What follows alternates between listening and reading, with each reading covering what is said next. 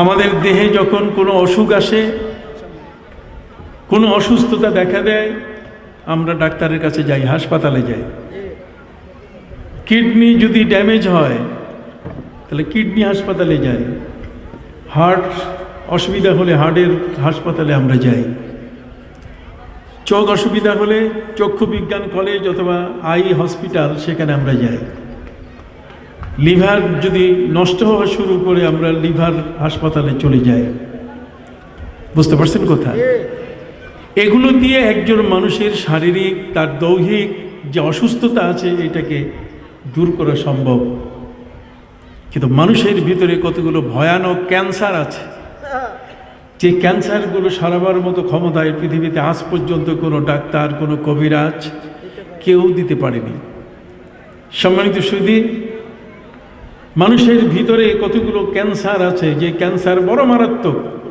যেমন হিংসা, হিংসার মতো এই ক্যান্সার যার ভিতরে চলে আসছে, পৃথিবীতে কোনো ডাক্তার কোনো ট্যাবলেট কোনো ক্যাপসুল বানাতে পারে নাই যে এইটা খাওয়াইলে পরে আর হিংসা থাকবে না। কথা বলেন?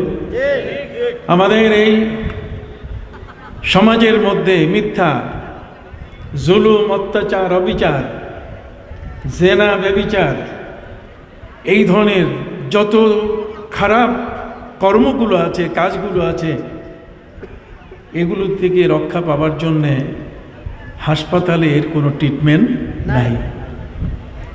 এগুলো থেকে যদি কোনো ব্যক্তি বাঁচতে চায়, তার হিংসা, তার কেনা, তার বক্স, তার সহ, কথা বুঝেন নাই, তার ভিতরে যে অহংকার, তার ভিতরে যে বর্বরতা, তার ভিতরে যে মানুষের প্রতি আক্রমণ করার মতো চিন্তা, এগুলো থেকে একটি মানুষকে পবিত্র করতে গেলে তাকে চলে আসতে হবে আল্লাহর ওলিদের হাসপাতালে।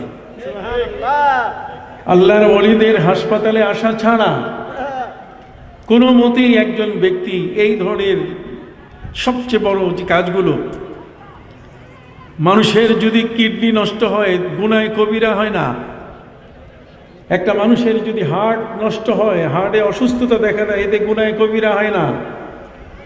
একটা মানুষের যদি লাংস নষ্ট হওয়া শুরু করে, তার কিডনি সহ তার লিভার যদি নষ্ট হওয়া শুরু করে, এটা গুনাহে কবিরা হয় না। কিন্তু হিংসা যদি কোনো ব্যক্তি করে তাহলে কি হয়? গুনাহে কবিরা। ইয়াকুম ওয়াল হাসাদ ফাইন্নাল হাসাদা ইয়াকুলুল হাসানাত। নবী করিম সাল্লাল্লাহু আলাইহি সাল্লাম বলেন, হিংসা থেকে বাঁচো, হিংসা থেকে তুমি রক্ষা করো। যদি হিংসা থেকে তোমাকে রক্ষা করতে না পারো, তাহলে হিংসা কিন্তু তোমার সমস্ত নেক আমল খেয়ে ফেলবে, ধ্বংস করে ফেলবে। সম্মানিত সুধী, মানুষের ভিতরে এই ধরনের প্রকৃতি, তার ভিতরে যে প্রবৃত্তি, তার ভিতরে যে নফসে আম্মারা আছে, এই নফসে আম্মারাটা এই পর্যন্ত পৃথিবীর কোনো বিজ্ঞানীদের টেলিস্কোপ যন্ত্রে অথবা কোনো বিজ্ঞানীদের কোনো এই ধরনের খুব সূক্ষ্ম বিষয়কে ধরতে পারে তাদের তৈরি এই বিষয় কোনো যন্ত্র আজ পর্যন্ত নফসে আম্মারা কাকে বলে এটাকে ট্রেস করতে পারে নাই।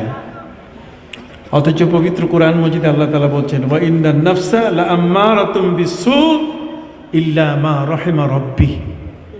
মানুষের ভিতরে এমন একটা প্রবৃত্তি আছে, এমন একটা আত্মা তার ভিতরে আছে, এমন একটা নফস তার ভিতরে আছে, যেই নফসা যদি আল্লাহ রক্ষা না করেন তাহলে এর হাত থেকে বাঁচার কোনো উপায় নাই। কথা বুঝতে পারছেন? এই নফস হলো মারাত্মক ভয়ানক একটি নফস, যেটাকে নফসে আম্মারা বলা হয়েছে। এটা শয়তানি নফস, শয়তান এর উপরে ভর করে থাকে, শয়তান এটাকে আয়ত্তে নিয়ে যায়। নফসটা যদি শয়তানের কবলে চলে যায়, তার আয়ত্তে চলে যায়, তখন এমন একটা সন্ত্রাসীর হাতে নফস চলে যায়, কতক্ষণ না, এমন একটি দুষ্ট দুরাচার শয়তানের হাতে এই নফস চলে যায়, তখন আর নিজে কিছু করার সুযোগ থাকে না। এই জন্য এই রোগীগুলোকে আল্লাহর ওলিদের দরবারে নিয়ে আসতে হয়। এই ধরনের মানুষগুলো আল্লাহর দরবারে যে মানুষগুলো না আসা পর্যন্ত, নবীর দরবারে না আসা পর্যন্ত, অলিয়া উলিয়ার দরবারে না আসা পর্যন্ত তাদের এর থেকে পরিত্রাণ পাওয়ার, সুস্থ হওয়ার কোনো সুযোগ নাই। এই জন্যই পবিত্র কোরআন মজিদে আল্লাহ তাআলা আমাদেরকে বলেছেন, আতিউল্লাহ ওয়া আতিউর রাসূলা ওয়া উলিল আমরি মিনকুম। তোমরা আল্লাহর আনুগত্য করো। আল্লাহ যে বিষয়গুলোতে তোমার জন্য হালাল নির্দেশ দিয়েছেন, হালালগুলোকে হালাল হিসাবে গ্রহণ করো, হারামটাকে হারাম হিসাবে বর্জন করো। হালাল এবং হারামের লাভ এবং ক্ষতি এত বড় মারাত্মক যে আমাদের জন্য যার গোশত খাওয়া, যাকে আল্লাহ পাক রব্বুল আলামিন আমাদের মেনু দেন নাই, খাবারের কোনো মেনু হিসাবে নির্ধারণ করেন নাই, সেই শূকরের গোশত যদি কোনো ব্যক্তি খায় তাহলে ওর গোটা দেহটা শূকরের মতো হয়ে যায়, সে হিংস্র হয়ে যায়। বাঘের গোশত আমাদের জন্য বৈধ নয়, কাঁকড়া আমাদের জন্য বৈধ নয়, কারণ কাঁকড়া হচ্ছে মুনাফিক। কাঁকড়া যদি খায় তাহলে কাঁকড়া দুই দিকে চলে, ডাইনও যায় বাঁও যায়। তো ডাইন বা যেটা দুই দিকে যায়, এটা খাইলে ওই মানুষটা ঠিক এরকমভাবে হয়ে যাবে, লা ইলাহা ইল্লা ওয়া লা ইলাহা ইল্লা মুযাবযাবিনা বাইনা যালিক। সে না এদিকে না ওদিকে, তাকে চেনা বড় মুশকিল। সম্মানিত সুধী বন্ধুরা আমার, মানুষের মাথা থেকে নিয়ে তার পা পর্যন্ত অসংখ্য অগণিত গুনাহ করার সুযোগ আছে। কথা বলেন? তার চিন্তাধারা, তার মগজ যদি পাপের কাজে ব্যবহার করে, এই পৃথিবীর বর্তমান বিজ্ঞানীরা মগজটাকে ব্যবহার করছে কিভাবে মানুষের মধ্যে যুদ্ধ লাগাই দেওয়া যায়, মানুষের ভিতরে কিভাবে আক্রমণ করে তাদেরকে ধ্বংস করে তাদের সম্পদ লুটপাট করা যায়। এই ধরনের কালা জাহাঙ্গীর শুধু বাংলাদেশে আছে তা নয়, বরং কালা জাহাঙ্গীর সারা পৃথিবীর সব জায়গায় কি আছে। সুব্রত বাইন শুধু বাংলাদেশে নয়, সুব্রত বাইন সারা পৃথিবীর সর্বত্র ছড়িয়ে আছে, কি আছে কিনা? অতএব সারা পৃথিবীর মাটিতে আজকের এই যে অশান্তি, এর পেছনে একমাত্র কারণ যে মানুষের নফসটাকে শাসন করার ব্যক্তিরা বহু দূরে সরে আছেন। মানুষকে শাসন করতে পারে, মানুষকে শাসন করার জন্য, তার নফসটাকে ঠিক করার জন্য যেই হাসপাতাল দরকার সেগুলো এখন পৃথিবীতে কমে গেছে।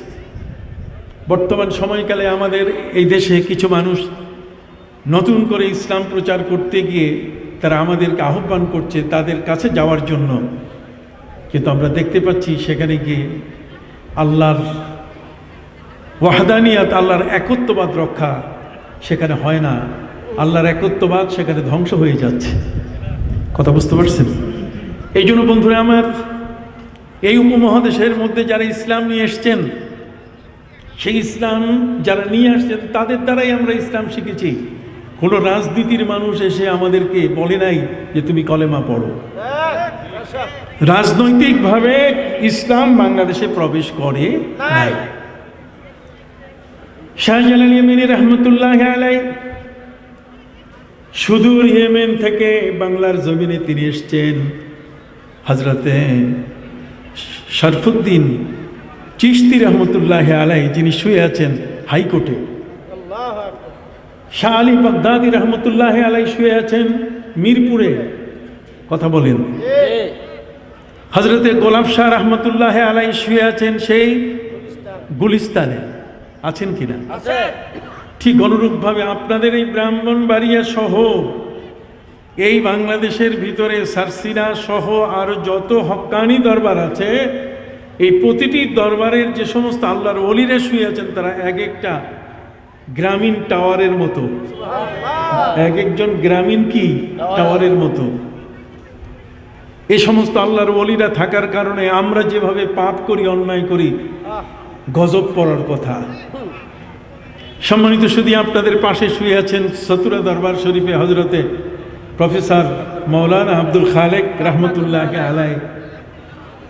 আপনাদের এই জায়গা থেকে আগরতলার দূরত্ব খুব বেশি না, আগরতলা কাছে। একজন প্রফেসর মানুষ। সম্মানিত সুধী, হযরতে সুফি ফতে আলী ওয়াইসি রহমতুল্লাহ আলাইহি একজন জেনারেল ব্যক্তি ছিলেন, একজন জেনারেল ব্যক্তি ছিলেন। সেই জেনারেল মানুষটা কোরআন এবং হাদিসের সাথে, আল্লাহর ওলিদের সাথে তাদের সম্পর্ক হওয়ার কারণে তাদের জীবন এমনভাবে বদলে গেছে। যেটি আমাদের মৌলানা জুবাইর সাহেব বলেছেন যে উনি চক্ষু বন্ধ করলে নবীজিকে দেখতে পেতেন। তিনি ছিলেন রসুল নুমা, রসুল নুমা, রসুল নুমা। ছেলেরা এসে বলতো, দাদা আমরা নবীজিকে একটু দেখব। কি চমৎকার! বাংলাদেশের জমিন থেকে মদিনা মুনাওয়ারায় নবীজির কি পাগল। উনি বলছেন, দ্বীনে মা ইশকে মুহাম্মদ সাল্লাল্লাহু আলাইহি ওয়াসাল্লাম, আমার দ্বীন, আমার ধর্মের নাম হলো নবীর মহব্বত। নবীর মহব্বত ছাড়া আমার আর অন্য কোনো ধর্ম নাই। ধর্ম একটাই, সেটা হলো নবীর মহব্বতে পাগল হয়ে থাকা। নবীর মহব্বত কাকে বলে? নবীর ভালোবাসা কাকে বলে? প্রিয় নবী সাল্লাল্লাহু আলাইহি ওয়াসাল্লামের বিরুদ্ধে যারা মক্কার জমিনে আমার নবীকে যারা কষ্ট দিয়েছে তারা মুশরিক। তারা নবীর মাথা মোবারকের উপরে উটের পচা ভুঁড়ি চাপিয়ে দিয়ে নবীকে জীবনে শেষ করতে চেয়েছিল। সম্মানিত সুধী, কাবা ঘরের সামনে আমার নবী যখন সেজদায় ছিলেন, ঠিক সেজদারত অবস্থায় উকবা ইবনে মুআইদ, উকবা ইবনে মুআইদ আমার নবীজির মাথা মোবারকের উপরে উটের পচা ভুঁড়ি চাপিয়ে দিয়ে নবীকে এমনভাবে বিপদে ফেলে দিয়েছিল, আল্লাহর নবীর শ্বাসকষ্ট শুরু হয়ে গেল। প্রিয় নবী সাল্লাল্লাহু আলাইহি ওয়াসাল্লাম তিনি শ্বাস নিতে পারছিলেন না।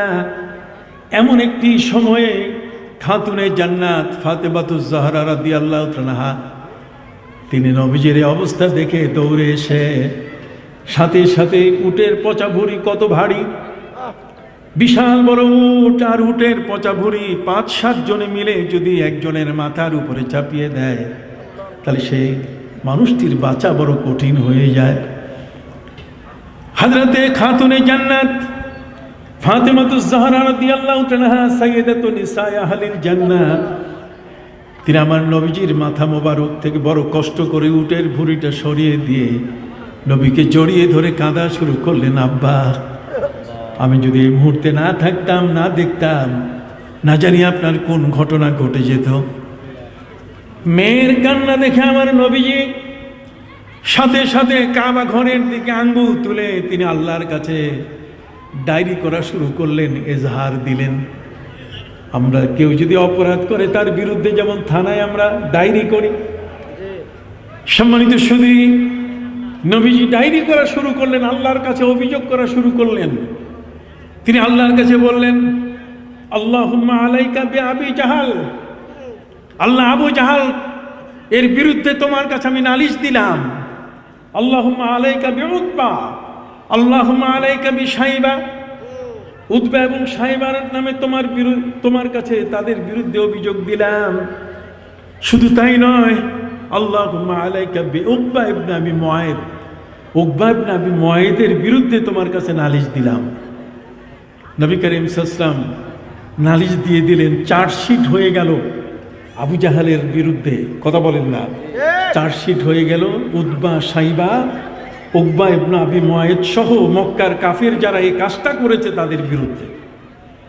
সাথে সাথে আল্লাহ তাআলা নবীজিকে বলেন, ইসবির কামা সাবারা উলুল আযম, আপনি ধৈর্য ধরুন, আপনি ধৈর্য ধরুন, এদের বিচার আমি আপনার হাতে তুলে দিব একদিন।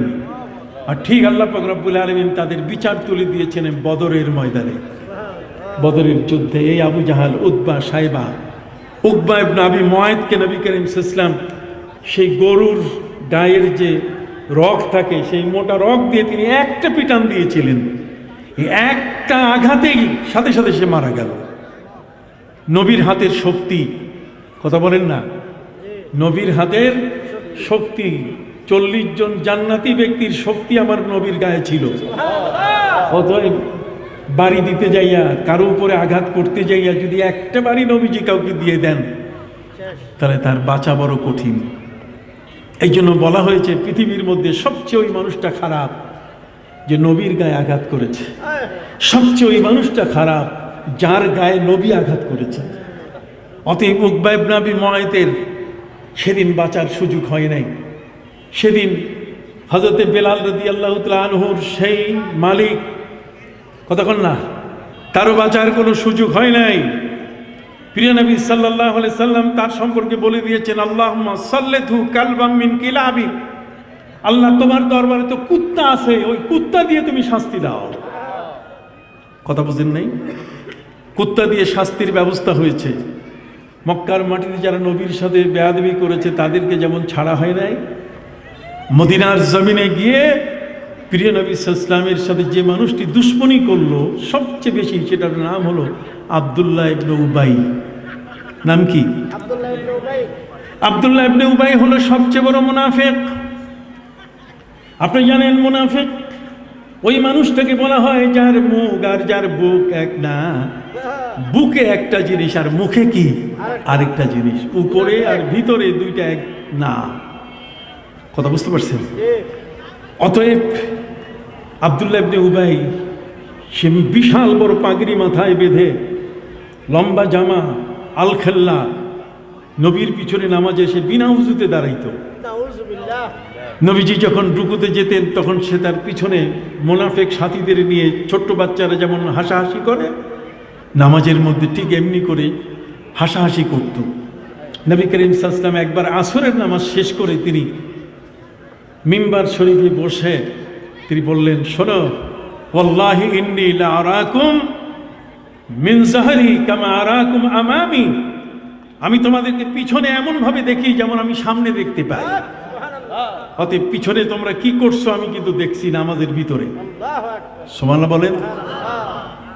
কত বড় শক্তিশালী পাওয়ারফুল নবী, যে নবী সাল্লাল্লাহু আলাইহি সাল্লাম বলেন, পিছনে তোমরা যারা থাকো শুধু তোমরা নও, বরং পূর্ব প্রান্ত পর্যন্ত, সামনে, আমার সামনে যদি এটা পশ্চিম হয় তাহলে পশ্চিম প্রান্ত পর্যন্ত, এর কোনো জায়গায় কারা কিভাবে আছে। বর্তমান সময়কালের মধ্যে এই যে মোবাইলের অ্যাপস দিয়ে দেখা যায় যে আমার বাড়িটা লন্ডনে, সেখানে কোন মানুষটা আমার রাস্তার পাশে আছে, কোন মানুষটা আমার ঘরে ঢুকতেছে দেখা যায়। কিন্তু আমার নবী সাল্লাল্লাহু আলাইহি সাল্লামকে আল্লাহ তাআলা সেই চোখের ক্ষমতা, তার দৃষ্টিশক্তি এত বৃদ্ধি করে দিয়েছিলেন, তিনি বলেছেন, ওয়াল্লাহি ইন্নী লা আরাল জান্নাতা ওয়া জাহান্নামা মিন হাহুনা, আমি এই জমিনের মধ্যে যখন নামাজে দাঁড়াই, এই নামাজে দাঁড়ানো অবস্থায় আমি আল্লাহর জান্নাত জাহান্নাম আমি দেখতে পাই। সেই নবী সাল্লাল্লাহু আলাইহি ওয়াসাল্লামকে যারা কষ্ট দিয়েছে, তার সাথে যারা বেয়াদবি করেছে, তাদের মধ্যে একদল মানুষ যার নাম হলো মুনাফিক। নাম কি? মুনাফিক। খুশির খবর, বাবা মুনাফিক কিন্তু ছেলে ইমানদার, ছেলে নবীর প্রতি ঈমান এনেছে। আব্দুল্লাহ ইবনে উবাই ইবনে সলুল, এই আব্দুল্লাহ ইবনে উবাই ইবনে সলুলের ছেলে, তার নামও হলো আব্দুল্লাহ, বাপের নামও আব্দুল্লাহ আর ছেলের নামও কি? আব্দুল্লাহ। সবাই বলেন না, বাপ আর ছেলের দুই কি একই নাম। কাজে আব্দুল্লাহ ইবনে উবাই ইবনে সলুল। সম্মানিত শুধু এই ছেলে প্রিয় নবী সাল্লাল্লাহু আলাইহি সাল্লামের খুব ঘনিষ্ঠ, কিন্তু তার কলিজা মাঝে মাঝে এত বেশি ফেটে যায় যে হায়, এমন এক নবীকে আমার বাবা চিনে না। আমার বাবা আব্দুল্লাহ ইবনে উবাই ইবনে সলুল, সে আমার নবীকে চিনে না। এই জন্য সে আমার নবী সাল্লাল্লাহু আলাইহি সাল্লামের কাছে গিয়ে বলল, নবীজি, আপনি যে পানি পান করেন গ্লাসে, যে পেয়ালায় পানি পান করেন, ওই পেয়ালায় একটু পানি রেখে দিয়েন। নবীজি বলেন, সাল্লাল্লাহু আলাইহি সাল্লাম বলেন যে কেন, অল্প একটু পানি রেখে দিব কেন? ওইটা আমার বাবাকে খাওয়াবো আমি। আপনার এই পানিটা খেলে আমার বাপের মধ্যে সন্দেহ দূর হয়ে যাবে, মুনাফিকি করবে না। সুবহানাল্লাহ। ভাইরা আমার, পানি পান করা পানি কাউকে খাওয়ালে সেই পানির দ্বারা মানুষের মুনাফিকি দূর হয়। ওই পানি যদি কাউকে পান করানো হয়, তাহলে ওই ব্যক্তির অন্তরের মধ্যে যত ধরনের কালিমা আছে, হিংসা আছে, বিদ্বেষ আছে, সব কি হয়ে যায়? দূর হয়ে যায়। আব্দুল্লাহ নবীজির কাছে আবেদন করলেন। বাপের সম্পর্কে, পরিবার সম্পর্কে তার জানা, যে নবী করিম সাল্লাল্লাহু আলাইহি ওয়াসাল্লামকে সবচেয়ে বড় যে মানুষটা কষ্ট দিচ্ছে সেটা হলো আমার বাবা। অতএব সেই বাবাকে, নিয়ম তো হলো বাবা সন্তানকে ঠিক করবে। আপনি কি আমার কথাগুলো বুঝতেছেন? নিয়ম কি? বাবা তার সন্তানকে ঠিক করবে, তাকে আদেশ দিবে, তাকে পথে আনবে, ভালো পথে তাকে পরিচালনা করবে, এটা বাবার দায়িত্ব। কিন্তু এখন হয়ে গেছে কি? সম্পূর্ণ উল্টা, একটা বিপরীত জিনিস হয়ে গেল।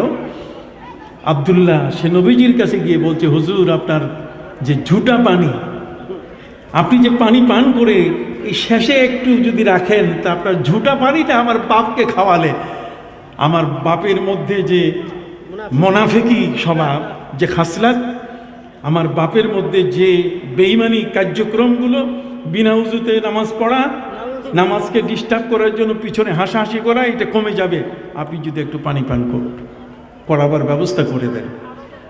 প্রিয় নবী সাল্লাল্লাহু আলাইহি সাল্লাম আব্দুল্লাহ ইবনে উবাইয়ের ছেলে আব্দুল্লাহকে বললেন, ঠিক আছে, এই নাও পানির পেয়ালা, আমি এখান থেকে পানি পান করেছি, এর থেকে একটু অংশ রেখে দিয়েছি, তুমি তোমার বাবাকে খাওয়াও। তো বাবাকে খাওয়াইতে গিয়ে বাপের কাছে নিয়ে গেছে। বাবা জিজ্ঞেস করছে যে এই পানিটা কিসের পানি? কথা বলে, কিসের পানি?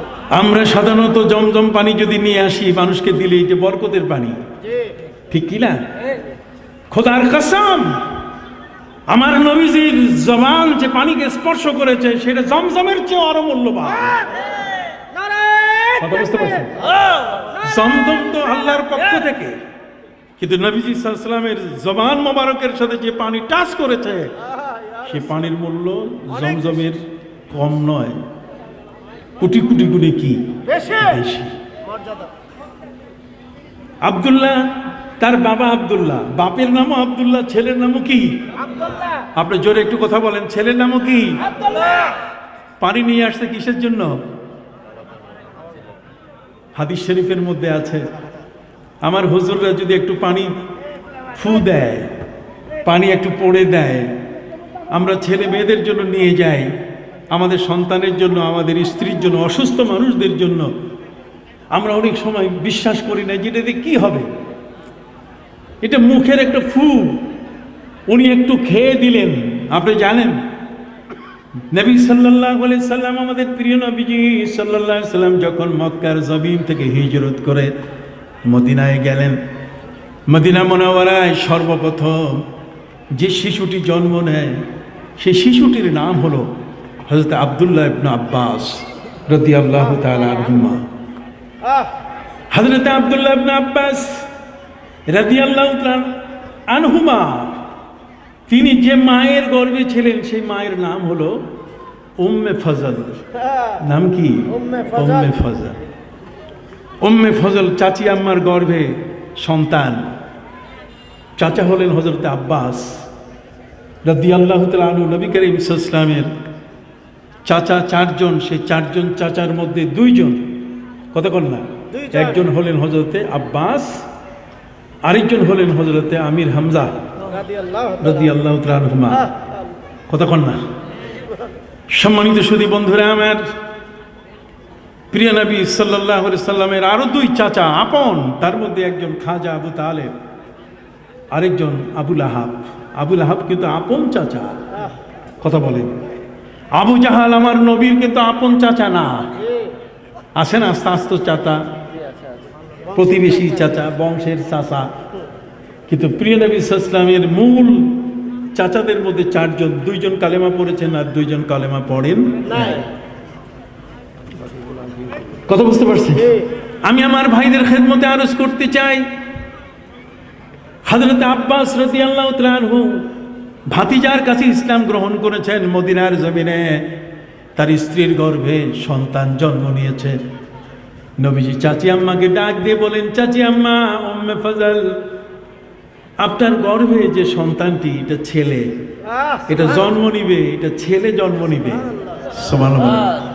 ছেলে হয়ে জন্ম নিবে। সেই ছেলেটি যখন জন্ম নিবে তখন আপনি আমার কাছে একটু দিয়েন, আমার কোলে দিয়েন, জন্ম নেওয়ার সাথে সাথে যেন আমার কোলে দেওয়া হয়। একটু সুবহানাল্লাহ বলবেন না? পীর মশাই কেন দরকার? আল্লাহর ওলিদের প্রয়োজন কেন? ইসলামের চিন্তাধারা আজ যারা আমাদের কাছে রাজনীতির মাঠে নিয়ে যেতে চায়, আমি তো শুরুতেই বলেছি এদেশে কিন্তু রাজনীতিতে ইসলাম আসে নাই। এদেশে ইসলাম এসেছে আল্লাহর ওলিদের মাধ্যমে। কোন ওলিরা কিভাবে নিয়ে এসছেন আমি একটু পরে আসতেছি। তবে আপনাদেরকে আমি বলতে চাই, হযরত আব্বাস রাদিয়াল্লাহু তাআলা আনহুর স্ত্রী উম্মে ফজল, তার গর্ভে যে সন্তানটি আমার নবী বলছেন কি ছেলে।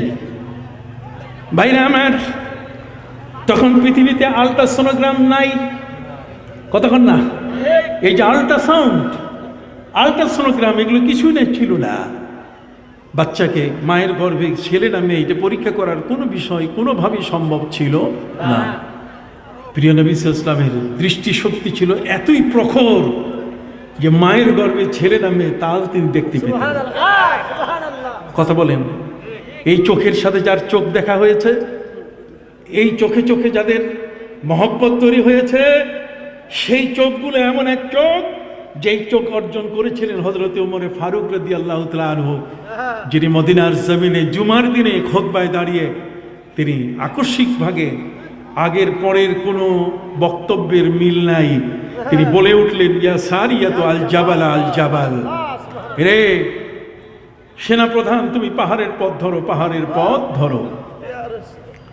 নামাজ শেষ হওয়ার পরে মুসল্লি সবাই মিলে হযরত ওমরকে জিজ্ঞাসা করলেন, ওমর, এই মসজিদে তো কোনো সেনাপ্রধান নাই, এখানে কোনো সৈন্য নাই, আমরা সবাই মুসল্লি, আপনি জুমার খুতবা দিলেন, সেই খুতবার আগে পরে মিল নাই, আগের যে সেন্টেন্সগুলো পরের যেটা আপনি বলছেন এই মাঝখানেরটার কোনো মিল নাই, এটা আকস্মিকভাবে আপনি বললেন কেন? তখন তিনি বললেন, আমি যখন খুতবা দিচ্ছিলাম তখন আমার দৃষ্টি এখান থেকে 900 কিলোমিটার দূরে ইরানের বাল্খ এলাকায় মুসলমানের সৈন্যরা সেখানে বিপদে পড়েছে, আমি এখান থেকে সেনাপ্রধানকে, যিনি পরিচালক, আমি তাকে এখান থেকে কমান্ড দিলাম, তাকে আমি বলে দিলাম, সতর্ক করলাম যে তুমি পাহাড়ের পথ ধরো। তাহলে কোথায় মদিনা, কোথায় মদিনার মসজিদ, মসজিদে নববী, কোথায় উমরে ফারুক রাদিয়াল্লাহু তাআলা আনহুর মিম্বার, আর কোথায় নাহামান? আর নাহামান এলাকা এটা হচ্ছে ইরানের বাল্খ এর কাছে পার্শ্ববর্তী এরিয়া, আমি সেখানে গেছি। সম্মানিত সুধী, হযরত উমরে ফারুক রাদিয়াল্লাহু তাআলা তিনি বললেন, শোনো, আমি যাকে এই কথাটি বলেছিলাম এই সপ্তাহের মধ্যে তারা ফিরে আসবে, তোমরা জিজ্ঞাসা করিও। সৈন্যরা যখন ফিরে আসে তাদেরকে জিজ্ঞাসা করা হলো, গত শুক্রবার এই সময়ে কি তোমাদের কোনো বিপদ হয়েছিল? তারা বলেন, হ্যাঁ, আমরা শত্রু কবলিত হয়েছিলাম, শত্রুদের হাতে পড়েছিলাম, বাঁচার কোনো পথ নাই। তখন হযরত উমরের কণ্ঠের আওয়াজ আমাদের কানে ভেসে আসলো, আমাদেরকে বলা হচ্ছে যে পাহাড়ের পথ ধরো, আমরা পাহাড়ের পথ ধরেই সেদিন রক্ষা পেয়েছিলাম। সুবহানাল্লাহ। তাহলে ওই চোখ, যেই চোখের সাথে যদি উম্মতের ইমানের চোখ যদি এক হয়ে যায়, তাহলে সাথে সাথে সেই চোখের পাওয়ার বেড়ে যায়। তখন আর বিজ্ঞানীদের খাতা কলমে 20 কিলোমিটার পর্যন্ত দেখা যায়, অথবা 8 মাইল পর্যন্ত মানুষ সাধারণ চোখে দেখে, এটা আর থাকে না। বিজ্ঞানীদের মহাবিজ্ঞান হলো আল কোরআন, মহাবিজ্ঞানী হলেন আমাদের প্রিয় নবী মুহাম্মদুর রাসূলুল্লাহ সাল্লাল্লাহু আলাইহি ওয়াসাল্লাম। অতএব সম্মানিত সুধী, আব্দুল্লাহ, তার পিতা আব্দুল্লাহ ইবনে উবাইয়ের কাছে পানি নিয়ে আসলো। বাবা জিজ্ঞাসা করলেন, এই পানিটা কোত্থেকে নিয়ে আসছো, কি জন্য? কয়, বাবা, এই পানিটা হচ্ছে নবীজি সাল্লাল্লাহু আলাইহি সাল্লামের পান করা পানি, কিছু অংশ তিনি আমাকে দিয়েছেন। কেন? তুমি যদি খাও বাবা, তাহলে তোমার মধ্যে যে মুনাফিকি স্বভাবটা আছে, তোমার মধ্যে যে ইসলাম সম্পর্কে তুমি যে শত্রুতা পোষণ করছো, তুমি যে নামাজে ডিস্টার্ব করো, বাবা, এই স্বভাবটা আর থাকবে না, তুমি ভালো হয়ে যাবা। তখন এই আব্দুল্লাহ ইবনে উবাই, বেয়াদব জাতে বেয়াদব, সে তার ছেলেকে বলছে, শোনো, যে পানি তুমি নিয়ে এসেছো শরব মুস্তাফা শরব মুহাম্মাদিন সাল্লাল্লাহু আলাইহি সাল্লাম আফজালু, সে বলছে তুমি এটাকে সবচেয়ে উত্তম মনে করছো, কিন্তু আমি মনে করি যে তোমার মায়ের যে মদের বোতল আছে, যে মদ পান করে, ওয়া খামরু উম্মিকি ওয়া খামরু উম্মিকা আফজালু মিন শুরবে মুহাম্মদ সাল্লাল্লাহু আলাইহি সাল্লামের যে পানি, তার যে তোমার মা যে মদ খায় সে মদের মূল্য বেশি। এখন ছেলে বাপের এই কথা সহ্য করতে পারে নাই, কথা কর না, বলছে তোমার মা যে মদ পান করে সেই মদ মুহাম্মদ সাল্লাল্লাহু আলাইহি সাল্লামের পানীয় পানি যেটা, যে পানিটা তিনি পান করে রেখে দিয়েছেন ঝুটা পানি, তার চেয়ে তোমার মায়ের মদের বোতলে যে মদ থাকে সে মদটার মূল্য কি বেশি। একটু নাউজুবিল্লাহ পড়বেন না? ছেলে সহ্য করতে পারে নাই, ছেলে দৌড়িয়ে আসে আমার নবীর দরবারে, এসে বলে নবীজি আযিনতালি আন আকতুল আবা, কথা বুঝে গেছে, আন আকতুলু আবা, আমি আমার বাবাকে হত্যা করব, আপনি আমাকে অনুমতি দেন, আমি আর রাখবো না আমার বাবাকে পৃথিবীতে, কথা কর না। কারণ এই বাবা এত মারাত্মক বেয়াদবি করেছে আপনার সাথে, আমি ছেলে হয়ে এটা আমি বরদাস্ত করতে পারি না। সুবহানাল্লাহ বলেন। এখন বিশাল প্রশ্ন, ছেলে থরথর করে কাঁপতেছে, সে বলছে আমাকে আপনি অনুমতি দেন, আমি তরবারি দিয়ে এই মুহূর্তে তার কল্লা উড়াই দেব। ঠিক আছে, এই আরবিটা এমনও হতে পারে আযিনতালি আন আকতুলা আবি, আপনি কি আমাকে অনুমতি দিচ্ছেন যে আমার বাবাকে আমি হত্যা করব? কারণ একে রাখার আর প্রয়োজন নাই, যে আপনার সাথে বেয়াদবি করেছে তাকে শেষ করা দরকার। নবী করিম সাল্লাল্লাহু আলাইহি ওয়াসাল্লাম তিনি তাকে বুঝালেন যে দেখো তোমার বাবা আমাকে গালি দিয়েছে, এটা ঠিক কথা, কিন্তু আমি তো ইসলামের বাইরে যাইতে পারি না, সে তো তোমার বাবা, মামলা তো তুমি নিয়ে আসছো, এই মামলাটা তুমি দায়ের করেছো ছেলে হয়ে তোমার বাবার বিরুদ্ধে, আমি বিচারক, কথা কর না। আমার নবী হলেন কি বিচারক। বিচারক হিসাবে আমাদের প্রিয় নবী সাল্লাল্লাহু আলাইহি সাল্লাম বলছেন, শোনো তুমি আমার কাছে তোমার বাপের বিরুদ্ধে বিচার এনেছো এবং তুমি আমার কাছে অনুমতি চাচ্ছ যে তোমার হাত দিয়ে তোমার বাবাকে হত্যা করবে, কারণ সে নবীর সাথে কি করছে? বেয়াদবি করছে। নবীর পানি মোবারকটার সাথে কি করছে? বেয়াদবি করছে। কাজেই ছেলের বড় কঠিন প্রস্তাব, আপনি আমাকে অনুমতি দিন, আমি তাকে কি করব? কতল করব। আমার নবী সাল্লাল্লাহু আলাইহি সাল্লাম এমন এক মহান নবী, জগতের পরিবর্তন আনছেন কিভাবে? পবিত্র কুরআন মজিদে আল্লাহ পাক রব্বুল আলামিন বলেন, ওয়া ইন জাহাদাকা আলা আন তুশরিকা বিমা লাইসা লাকা বিহি ইলম ফালা তুতি'হুমা ওয়া সাহিবুহুমা ফিদ দুনিয়া মা'রুফা। আমার আল্লাহ বলেন, যদি মা বাবা তোমাকে আমার সাথে শিরক করতে বাধ্য করে, খবরদার শিরক করতে বাধ্য করার কারণে তুমি যদি তার উপরে অস্ত্র পরিচালনা করতে চাও, তুমি করবে না, যেহেতু তোমার মা তোমার বাবা তার রক্ত তোমার দেহে আছে। ওয়া ইন জাহাদাকা আলা আন তুশরিকা বি মা লাইসা লাকা বিহি ইলম ফালা তুতি'হুমা। খবরদার, মা বাবাকে হত্যা করার অনুমতি নাই। ফালা তুতি'হুমা ওয়া সাহিবুহুমা ফিদ দুনিয়া মা'রুফা। পৃথিবীতে মা বাবার সাথে যে আচরণ করতে হয় তুমি সেইভাবে তার সাথে আচরণ করো। নবীজি বললেন তারাফা, তার মানে তার সাথে রেফক, তার সাথে ভালো ব্যবহার করো। ওয়া আহসিন ইলাই, এবং তার সাথে সৎ ব্যবহার করো। আমার পানিটার কারণে সে আমার সাথে বেয়াদবি করেছে, তোমার মায়ের মদের বোতল, সেই মদের মূল্য, সেই মদের মর্যাদা নবীজির পানি মোবারকের চেয়ে বেশি, এটা বললেও আমি তোমাকে বলতে পারি না যে তুমি তার শাস্তি দাও, তাকে তুমি কতল করো। সুবহানাল্লাহ বলেন। পৃথিবীর মধ্যে একটা ইতিহাস তৈরি হয়ে গেল। এই ছেলে এই ছেলে তার বাপের ক্ষেত্রে নবী করিম সাল্লাল্লাহু আলাইহি ওয়াসাল্লামের কাছে বহুবার সুপারিশ করেছে যে বাবাটাকে কোনো মতেই একটা পথে আনা যায় কি না। কথা কি বুঝতে পারছেন? সম্মানিত সুধী বন্ধুরা আমার, সংক্ষিপ্তভাবে আপনাদের কাছে আবেদন করতে চাই, প্রিয় নবী সাল্লাল্লাহু আলাইহি ওয়াসাল্লামের সাথে যারা বেয়াদবি করে তারা কখনো পথ খুঁজে পায় না।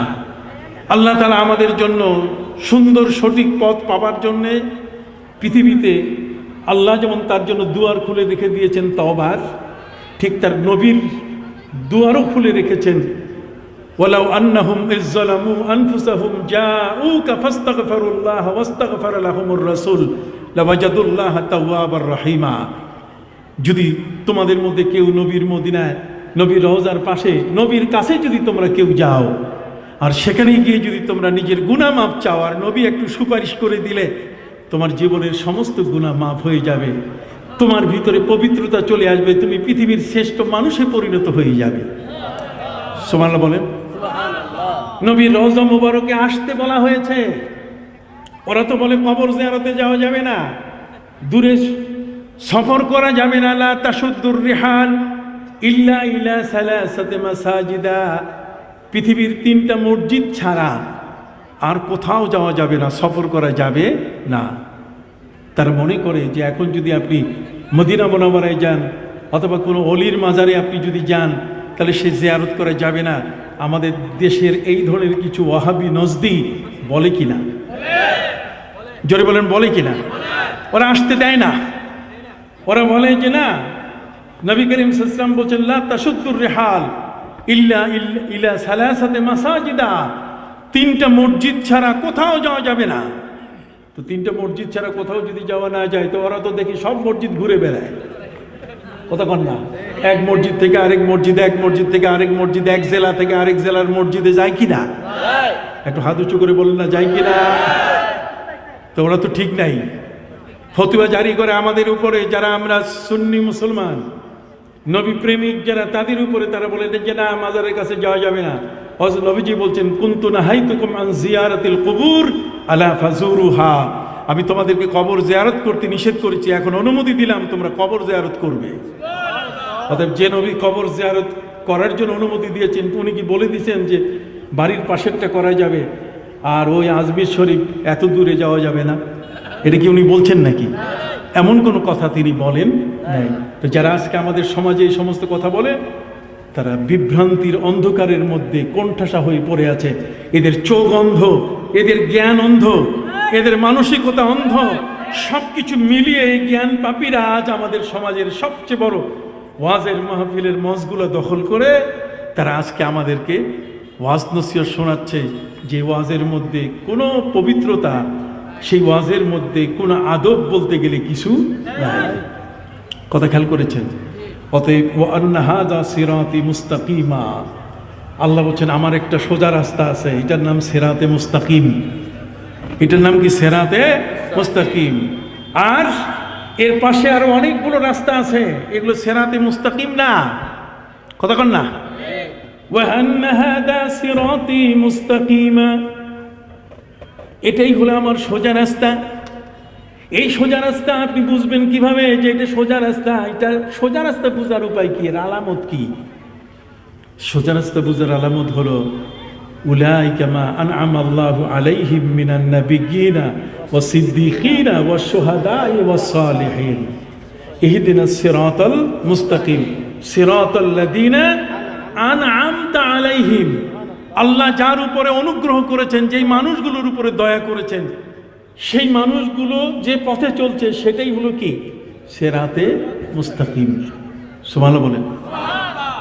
আসুন সিরাতে মুস্তাকিমের পথ, আমি যাদের নাম এখানে উচ্চারণ করলাম, রিয়াসাতে রামপুর, কতক্ষণ না, যে সমস্ত মহান ওলি যাদের এজাজতে আজকের এখানে মাহফিল, এই মানুষগুলো আপনারা যারা এসছেন, বাংলার জমিন, এই জমিন হলো হিন্দুদের অধ্যুষিত জমিন। এই জমিনে মুসলমান ছিল না। এক সময়কালে এখানে মুসলমান পাওয়া বড় কঠিন ছিল। সাহাবায়ে কেরামের একটা দল, তারা যেমন এসেছিলেন রংপুর, লালমনিরহাট, ঠিক ঠিক এমনি করে মালাবার হয়ে, চট্টগ্রাম হয়ে, তারা সিলেট হয়ে চলে গেছিলেন গোয়াংজো, তার মানে নবী করিম সাল্লাল্লাহু আলাইহি ওয়াসাল্লামের সেই সাহাবী হযরতে ওয়াক্কাস রাদিয়াল্লাহু তাআলা আনহু, যিনি গুয়াংজো চীনে শুয়ে আছেন। কথা কি বুঝতে পারছেন? এই জমিনের মধ্যে যারা বসবাস করত তাদের কাছে ইসলাম নেওয়া বড় কঠিন ছিল, অথচ তাদের কাছে ইসলাম নিয়ে আসলেন ঠিক এমন একটি সময় যখন গৌর গোবিন্দের রাজত্ব চলছে। এখানে রাজত্ব চলতেছে বীর বিক্রম আদিত্য বিক্রমপুর, ওই মুন্সিগঞ্জের বিক্রমপুর, কথা কন না। এখানে রাজত্ব চলছে পরশুরাম, ওই বগুড়ার মহাস্থানগড়, কথা বলেন। সম্মানিত সুধী, এই বাংলাদেশের পুরো জমিনটা এটা ছিল রাজা মহারাজাদের দখলে। আর সেই জমিনের মধ্যে ইসলাম নিয়ে যারা এসছেন, সুদূর বাগদাদের বড় পীর আব্দুল কাদের জিলানী রহমতুল্লাহ আলাইহির দুই নাতি এই বাংলাদেশের জমিনের মধ্যে এসছেন। তার মধ্যে একজন হলেন হযরতে শাহ মাকদুম রূপস রহমতুল্লাহ আলাইহি, আরেকজন হলেন শাহ মিরান, যিনি নোয়াখালীতে শুয়ে আছেন। কথা বলেন। শাহ মাকদুম আর কি শাহ মিরান, তারা এই জমিনের মধ্যে এসছেন। তাদের ক্ষমতা কি ছিল? আল্লাহ তাআলা তাদের মধ্যে এমন এক ক্ষমতা, এক শক্তি দান করেছেন, যেই শক্তিটা তাদের দৃষ্টিশক্তি যেমন এত শক্তিশালী ছিল, তাদের হাতের ইশারা ইসলাম এগুলোকে স্বীকৃতি দিয়েছে। আমার নবী সাল্লাল্লাহু আলাইহি ওয়াসাল্লাম হাতের ইশারা দিয়ে আকাশের চাঁদ দ্বিখণ্ডিত করেছিলেন। কথা বোঝেন নাই? সেই হাতের সহবত তো তার সাহাবীদের কাছে ছিল, কথা কন না। সেটা মিরাসান, সেটা মিরাজ হিসাবে আমরা একের পরে এক আমাদের এই সমাজের মধ্যে কিছু মানুষ সেটা লাভ করেছে। নবীর প্রেমিকরাই কেবলমাত্র এই বিষয়গুলো কি করতে পারে? লাভ করতে পারে। এবং তারা নবীর প্রেমিক হয়ে যখন ওই পর্যায়ে চলে যান, তখন তাদের চক্ষুটা এত খোলা হয়ে যায় যে চক্ষু বন্ধ করলে তারা নবীজিকে দেখতে পান। সুবহানাল্লাহ বল। আমি প্রায় বলি, হযরতে সুফি ফতে আলী ওয়াইসি রহমতুল্লাহ আলাইহির কাছে একবার কিছু ওয়াহাবি মার্কা আলেম বুখারী শরীফ কাঁধে নিয়ে তার কাছে এসে বলছে যে, সুফি সাহেব, আপনি মিলাদ কিয়াম করেন, আপনি ইয়া নবী সালাম আলাইকা বলেন, ইয়া নবী সালাম আলাইকা আপনি পাইছেন কই? এটা কোন জায়গায় আছে? এটা কোন কিতাবে আছে? উনি বলেন, শোনো, সব কিতাবে আছে। কয় কোন কোন কিতাব? কয় বাংলা বলো, আরবি বলো, উর্দু বলো, ফার্সি বলো, নাগরি বলো, সারা পৃথিবীর মধ্যে মানুষ যত ভাষায় কথা বলে, প্রায় ৩৫০০ ভাষায় মানুষ কথা বলে। প্রত্যেকটা ভাষার যদি পুস্তক নিয়ে আসো, তাহলে সেখানেও বলা আছে, সেখানেও মিলাদ আছে, সেখানেও কিয়াম আছে। আপনি দেখেন, আমি একজন মনে করুন একজন কামেল পাস, একজন আলেম হয়ে যদি আমাকে বলা হয়, আমি তো পারবো না সহজে, কিন্তু সুফি সাহেব একজন জেনারেল মানুষ, নবীর প্রেমে যারা চলে যায় তাদের অবস্থানটা এমন হয়ে যায় যে খাঁকে গিরত জার সওয়াত, যদি মাটির উপরে তাদের দৃষ্টি পড়ে তাহলে ওই মাটিটা স্বর্ণে পরিণত হয়ে যায়। সুফি ফতে আলী ওয়াইসি রহমতুল্লাহ আলাইহি তিনি বললেন, পৃথিবীর যে কোনো কিতাব নিয়ে আসবে, সব কিতাবে মিলাদ কিয়াম আছে। উনি বলছেন, হুজুর অত দূর যাওয়া প্রয়োজন নাই, আমাদের কাঁধে আমরা বুখারী শরীফ নিয়ে এসেছি, আপনি বুখারীর মধ্যে দেখান পারেন কিনা, এটা কোনখানে আছে, কোন পৃষ্ঠায় আছে বলেন। উনি বলেন, যেই পৃষ্ঠাই খুলবে সেখানেই মিলাদ আছে, কিয়াম আছে, নবীর প্রতি দরুদ ও সালাম আছে। ওরা বলছে, তাহলে কোন পৃষ্ঠা খুলবো? তোমাদের ইচ্ছা খুলো। ওরা বুখারী শরীফ খুলতেছে, খোলার পরে দেখে যে এই পৃষ্ঠার মধ্যে কি আছে, আপনি দেখাতে পারবেন সুফি সাহেব? উনি বলছেন, তোমরা আগে পড়ো না, তোমরা পড়লেই তো দেখতে পাবে। পরে যখন পড়া শুরু করেছে, ওয়াবিহি ক্বালা হাদাসানা ফুলান ইবনে ফুলান, কথা অমুকে অমুকে আমার কাছে হাদিস বর্ণনা করছেন, অমুক নবী করিম সাল্লাল্লাহু আলাইহি ওয়াসাল্লাম থেকে হাদিস নিয়ে এসেছেন, তিনি বলতেছেন হাদাসানা রাসূলুল্লাহ সাল্লাল্লাহু আলাইহি ওয়াসাল্লাম, কতক্ষণ না সামিতু রাসূলুল্লাহ সাল্লাল্লাহু আলাইহি ওয়াসাল্লাম। যখন এটা বলা শুরু করেছে, তখন এই ওদের সংখ্যা ছিল প্রায় ৩০ থেকে ৩৫ জন। এই ওয়াহাবি আলেম সবগুলো দাঁড়ায় গেছে, সবগুলো এখন ইয়া নবী সালাম আলাইকা শুরু করছে। সুফি ফতে আলী ওয়াইসি রহমতুল্লাহ আলাইহি তিনি তাকে বলছেন, তুমি তো ওয়াইসি, যদি তোমাকে প্রশ্ন করে তোমার ধর্মের নাম কি, তোমার ইমানের নাম কি, তাহলে বলে দিও দ্বীনে মা ইশকে মুহাম্মদ, আমার ধর্ম হলো নবীর প্রেম আর আমার ইমান হলো নবীর মহব্বত। हर कुजादर सीनाम गुल करदा जख्मे इश्के हो शुद गुलिस्ता आखिर दिल सीनाए वीराने मा। হযরত সুফি আলী ফতেহ আলী ওয়াইসি রহমতুল্লাহ আলাইহি তিনি বলেছেন, আমার এই বুকটা ছিল একটা চাটিয়াল ময়দান, এই বুকটা ছিল কতগুলো পাথর দিয়ে ভরা একটা বালুময় একটা জায়গা। এই জায়গায় নবীর প্রেম বলতে গেলে কিছু ছিল না। আমি আমার এই বুকটাতে নবীর ভালোবাসার গাছগুলোকে এখানে আমি বুনন করলাম। এই গাছগুলোকে রোপণ করার পরে, সেই গাছগুলোকে লাগাবার পরে আমার বুকটা নবীর প্রেমের গাছে পূর্ণ হয়ে গেল। আর সেগুলো আমি আমার প্রেমের আগুন দিয়ে যখন জ্বালানো শুরু করি, তখন আমার এই পুরা সিনাটা নবীর প্রেমের আগুনে উজ্জ্বলিত হয়ে যায়। সুবহানাল্লাহ। এই জন্য তিনি বলেন, হার কুজাদার সিনাম গুল করদা জখমে ইশকে ও শুদ গুলিস্তা আখির দিল সিনায়ে বীরানে মা। আমার এই বীরান সিনা, যেখানে নবীর মহব্বত ভালোবাসা বলতে গেলে কিছুই ছিল না, আর সেখানে মহব্বতের গাছগুলো আমি লাগাইয়া আগুন দিয়ে আমি সেই গাছগুলোকে যখন তাপানো শুরু করি, তখন ইশক আমার জীবনকে এমন প্রভাবিত করে ফেলে, তখন আমি নবীর পাগল হয়ে যাই। নবী ছাড়া আর আমি কিছু বুঝি না। এটি হালত, যেটা বলে এটা কি হালত, এটা মানুষের জীবনের এক অবস্থা থেকে আরেক অবস্থায় আসার একটি বিষয়। অতএব সম্মানিত সুধী, সেই সুফি ফতেহ আলী ওয়াইসি রহমতুল্লাহ আলাইহি ছিলেন কবি, তিনি সাহিত্যিক ছিলেন। তার দিওয়ানে ওয়াইসি আছে, কথা বল না, তার দিওয়ানে ওয়াইসি আছে। সেই দিওয়ানে ওয়াইসি এটা খুব কবিতা দিয়ে ভর্তি। সেই দিওয়ানে ওয়াইসি এর মধ্যে যত ধরনের প্রেম ভালোবাসার কাসিদা, এই যতগুলো পংক্তি আছে, এগুলো তিনি পড়া শুরু করলেন। 3 থেকে 4 ঘন্টা ইয়া নবী সালাম আলাইকা চলতেছে। তার মানে এতদিন এই ওয়াহাবিরা যে কাজা তাদের যে পড়ে নাই, এই কাজাটা উনি 4 ঘন্টা ধরে ওদেরকে তিনি বসতে দেন নাই, খালি কবিতা পড়ে পড়ে নবীর প্রেমের আগুন জ্বালাই দিলেন। সবাই ইয়া নবী সালাম আলাইকা, জোরে বলেন সবাই কি ইয়া নবী সালাম আলাইকা। তাহলে আল্লাহর নবীর প্রেমিক যারা, সেই সকল ব্যক্তিদের কাছে যতক্ষণ পর্যন্ত আসবে না, ততক্ষণ পর্যন্ত সেই ব্যক্তি সিরাতে মুস্তাকিম পাবে না। মানুষের ভিতরে সে ভয়ঙ্কর ক্যান্সার যেগুলো আছে, হিংসা, বিদ্বেষ, অহংকার, পরশ্রী কাতরতা, সুদ খাওয়া, ঘুষ খাওয়ার যে প্রবণতা, কতক্ষণ না জেনা ব্যভিচারের যে মানসিকতা, এগুলো থেকে একটা মানুষকে পবিত্র করতে গেলে তাকে নিয়ে আসতে হবে কার কাছে? আল্লাহর ওলিদের হাসপাতালে। কতক্ষণ? আল্লাহর ওলিদের হাসপাতালে যখন আপনি নিয়ে আসবেন, এখানে আসার পরে যখন বসে লা ইলাহা ইল্লাল্লাহর জিকির দিবে, লা ইলাহা, নাই কোনো মাবুদ ইল্লাল্লাহ, আছেন কে? আল্লাহ। নাই কোনো মাবুদ, নেগেটিভ, কতক্ষণ না, আর আছেন আল্লাহ, এটা কি পজিটিভ। তো নেগেটিভ আর পজিটিভ ছাড়া এই বিদ্যুতের আলো কি জ্বলে? তো নেগেটিভ পজিটিভ যখন লা ইলাহা ইল্লাল্লাহর জিকির কলবের মধ্যে জারি হয়ে যাবে, তখন তার কলবের মধ্যে ঈমানের নূর জ্বলে আসবে।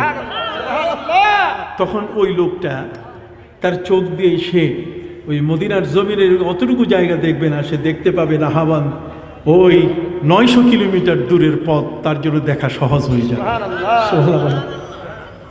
বড় পীর আব্দুল কাদের জিলানী রহমতুল্লাহি আলাইহি, সম্মানিত সুধী, তিনি আসরের উযু করতেছিলেন, কথা বলেন। এই আসরের উযু করাকালীন সময়ে তার কানের মধ্যে আওয়াজ আসলো, প্রায় 300 মাইল দূরে পাহাড়ি এলাকায় একজন মহিলা, তিনি ডাক দিচ্ছেন, ইয়া গাউস আগিসনি। কি ডাক দিচ্ছেন? ইয়া গাউস আগিসনি, হে গাউস আপনি আমাকে সহযোগিতা করুন। ওরা বলে এটা শিরক, ওরা তো শিরকের বিশাল ভর্তি, এই বড় ধরনের থলি নিয়ে ওরা নামছে, কথা বল না।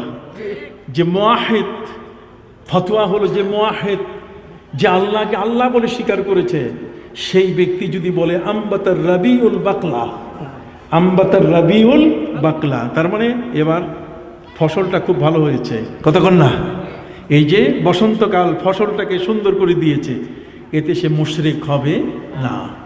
কথা বুঝতে পারছেন?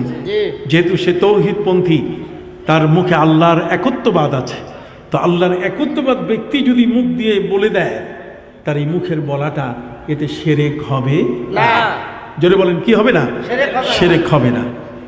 অতএব সম্মানিত সুধী বন্ধুরা আমার, জগতের মধ্যে এই ধরনের ব্যক্তি যারা আল্লাহ তাআলা যাদেরকে মনোনীত করেছেন, যারা আল্লাহর ওলি হয়েছেন, সেই ওলিদের চোখের দৃষ্টি এটাও শক্তিশালী কম না। হযরত বাইজিদ বুস্তামি রহমতুল্লাহ আলাই একটা গাছের নিচে বসা, জোরে বলে কোথায়? গাছের নিচে বসা, তিনি ধ্যানে মগ্ন। আপনি জানেন আল্লাহর ওলিদের চিল্লা আর আমাদের চিল্লার মধ্যে কি আছে? বেশ কম আছে। আকাশ পাতাল। আল্লাহর ওলিরা চিল্লা করে পাহাড়ে, যেহেতু নবী করিম সাল্লাল্লাহু আলাইহি ওয়াসাল্লাম চিল্লা করছেন কোথায়? পাহাড়ে। মুসা আলাইহিস সালাম তিনি চিল্লা করছেন তুর পাহাড়ে। নবী করিম সাল্লাল্লাহু আলাইহি ওয়াসাল্লাম তিনি চিল্লা করছেন কোথায়? হেরা পর্বত। হযরত নবী নূহ আলাইহিস সালাম তিনি তার অবস্থান নিয়েছিলেন জুদি পাহাড়ে। কোথায়? ওয়াস্তাওয়াদ আলাল জুদি পাহাড়ে। ইসলামে পাহাড়ের একটা বিশাল একটা বিষয় আছে। অতএব আমাদের প্রিয় নবী সাল্লাল্লাহু আলাইহি ওয়াসাল্লাম তিনি মোরাকাবা, তিনি বিশেষ ধ্যানে তাহান্নুস, বিশেষ ইবাদতে আত্মনিয়োগ করলেন হেরা পর্বতে।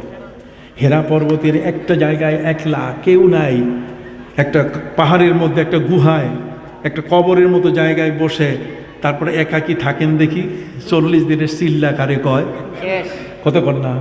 সেখানে সাপ আসবে, সেখানে কে আসবে? সাপ আসবে, বিচ্ছু আসবে, অন্যান্য হিংস্র প্রাণীরা আসবে, কেউ ক্ষতি করবে না। সবাই মিলে, আপনি নবীর প্রেমিক, সবাই মিলে আপনাকে সহযোগিতা করবে।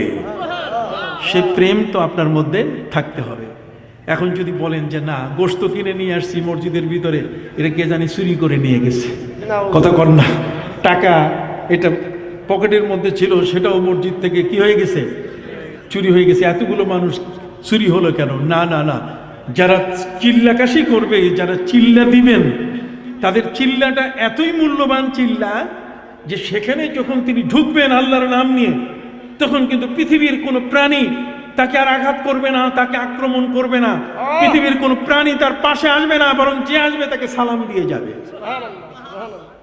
নবী প্রেমিকদেরকে প্রাণীরা চিনে, জোরে বলেন, নবী প্রেমিকদের কে চিনে?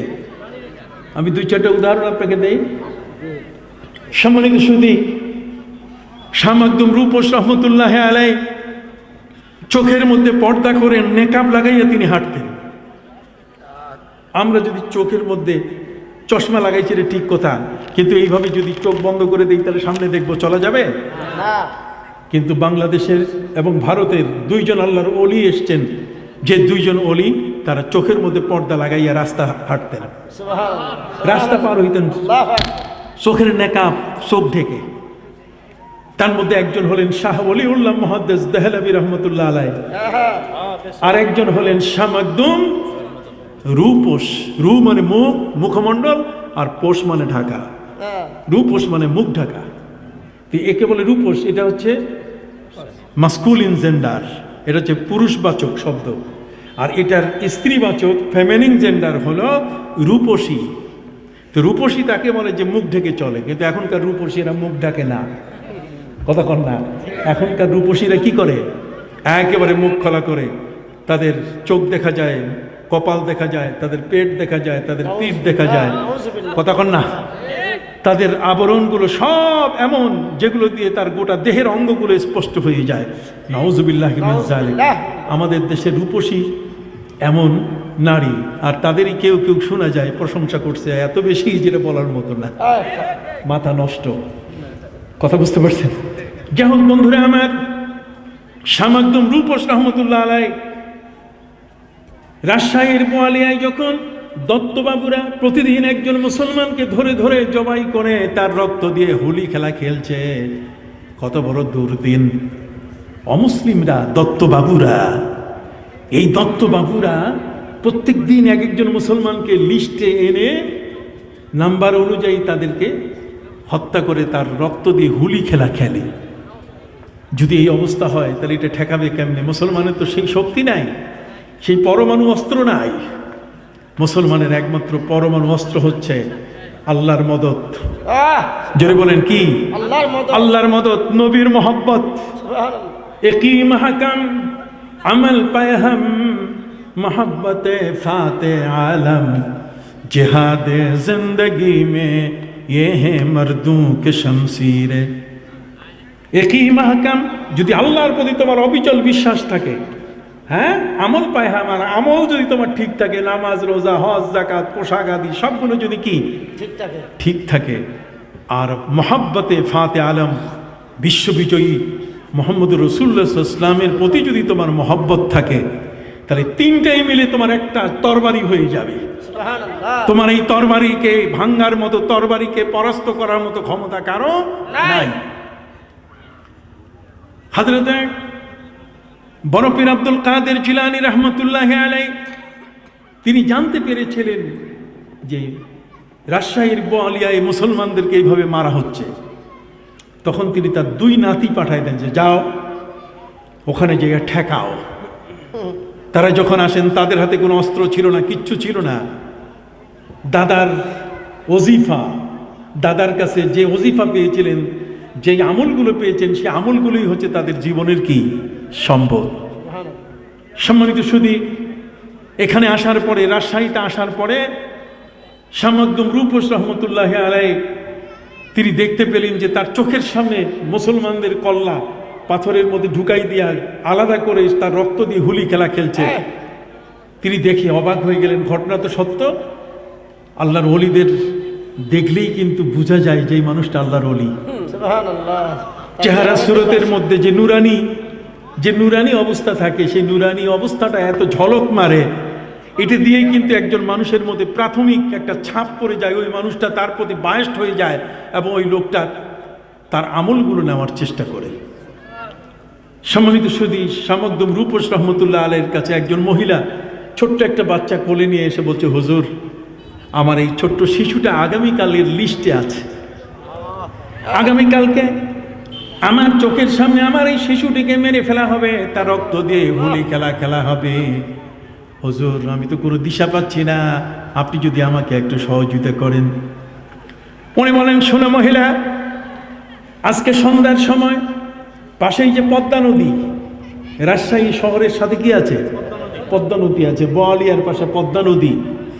সেই পদ্মা নদীর কাছে তুমি সেখানে অপেক্ষা করো, আমি সন্ধ্যাবেলায় চলে আসব। তারপর তোমার এই ছেলেকে কি বলা দরকার, কি দেওয়া দরকার, আমি তোমাকে দেব। মহিলা বুক ভরা আশা নিয়ে বাচ্চাটাকে সাথে নিয়ে চলে গেছেন ওই পদ্মা নদীর পাড়ে। পদ্মা নদীর পাড়ে পৌঁছার পরে অপেক্ষা করতে করতে এসার সময় প্রায় কাছাকাছি। মহিলা নিরাশ হয়ে যাচ্ছে, মনে হয় হুজুর আসবেন না, দরবেশ সাহেব আসবেন না। উনি চিন্তা করলেন যে কালকে আমার চোখের সামনে আমার এই বাচ্চাটিকে হত্যা করা হবে, তার রক্ত দিয়ে তারা হোলি খেলা খেলবে। মা হিসাবে, মা হয়ে আমি ধৈর্য ধারণ করতে পারবো না, আমার ধৈর্যের বাইরে চলে যাবে। এখন কি করি? তাহলে আগামীকালের অপেক্ষা দরকার নাই। মা তার শাড়ির আঁচলে বুকের সাথে তার শিশুটিকে বেঁধে নিয়ে এরপর তিনি সিদ্ধান্ত নিলেন যে তিনি পদ্মা নদীতে ঝাঁপ দিয়ে পড়বেন, লাফিয়ে পড়বেন। পদ্মা নদীতে তিনি আত্মাহুতি দেবেন, সেখানে তিনি মৃত্যুবরণ করবেন, পানিতে লাফ দিয়ে তার জীবন শেষ করবেন। কথা বুঝে গেছে? যখনই মহিলা প্রস্তুতি নিয়ে লাফ দিবে, ঠিক এই মুহূর্তে আওয়াজ আসতে, থামো থামো থামো। মহিলার কানে আওয়াজ আসলো, একজন পুরুষের কণ্ঠের আওয়াজ। পুরুষের কণ্ঠের আওয়াজ শুনে মহিলা থেমে গেলেন, দাঁড়িয়ে গেলেন, অপেক্ষা করছেন। এই আওয়াজটা আসলো কোত্থেকে? তিনি দেখতে পেলেন যে কুমিরের পিঠের উপরে ওই দরবেশ সাহেব, উনি কুমির তাকে পিঠে বহন করে করে নৌকার মতো নিয়ে আসতেছে। সুবহানাল্লাহ বলেন। যারা আল্লাহর ওলি হয় তাদেরকে পৃথিবীর প্রাণীরা কি চিনে? কথা বল না? পৃথিবীর প্রাণীরা তাদের কি চিনে? আগুন চিনে, পানি চিনে, কি চিনে না?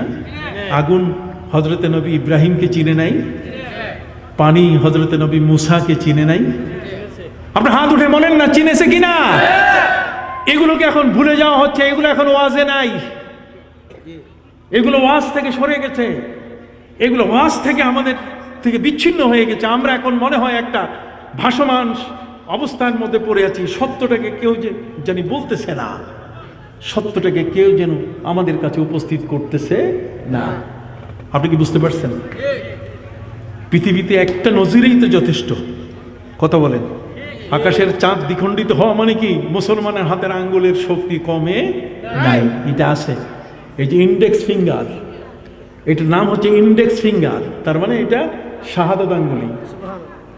এটা এমন একটা শক্তি, এই শক্তিতে এটা দিয়ে যদি কারোর দিকে তাকানো যায় তাহলে সেই ব্যক্তি পথে আসা ছাড়া আর অন্য কোনো উপায় নাই। কথা বুঝতে পারছেন? সম্মানিত সুধী, হযরতে বড় পীর আব্দুল কাদের জিলানী রহমতুল্লাহ আলাইহি, আল্লাহ তাআলা তাকে এমন অলি সম্রাট বানিয়েছিলেন, সমস্ত অলির কাঁধের উপরে যার পা, সেই বড় পীর আব্দুল কাদের জিলানী রহমতুল্লাহ আলাইহি তিনি বাঘের পিঠে চলাফেরা করতেন। বাঘের পিঠে কি চলাফেরা করতেন। এখনো শাহজালাল ইয়ামানী রহমতুল্লাহ আলাইহির সাথে যারা আসছেন, এই সিলেটের জমিনে বেশ কিছু মাজার আছে যে মাজারে এখনো বাঘ এসে বসে থাকে, বড় বড় অজগর সাপ সেখানে এসে কি বসে থাকে। আল্লাহর ওলিদের সোহবত, আপনি বলবেন যে একটা প্রাণী, তার আবার সোহবত কি, একটা প্রাণী তার আবার দেখার আশা কি, কি বলেন আপনি? অবাক কাণ্ড। আমার নবী সাল্লাল্লাহু আলাইহি ওয়াসাল্লামকে দেখার জন্য সাপ আল্লাহর কাছে আবেদন করেছিল যে আল্লাহ তোমার নবীকে দেখাও। আল্লাহ তার নবীর ট্রানজিট পয়েন্ট যেখানে নবী করিম সাল্লাল্লাহু আলাইহি ওয়াসাল্লাম হিজরতের সময় 3 দিনের জন্য আশ্রয় নেবেন, সেই জাবালে সৌর, সেই সৌর নামক পাহাড়ে, সেই গুহার মধ্যে আমার নবী সেখানে আশ্রয় নেবেন। সাপকে বলছে তুমি ওই জায়গায় অপেক্ষা করো, আমার নবীকে দেখতে পাবে।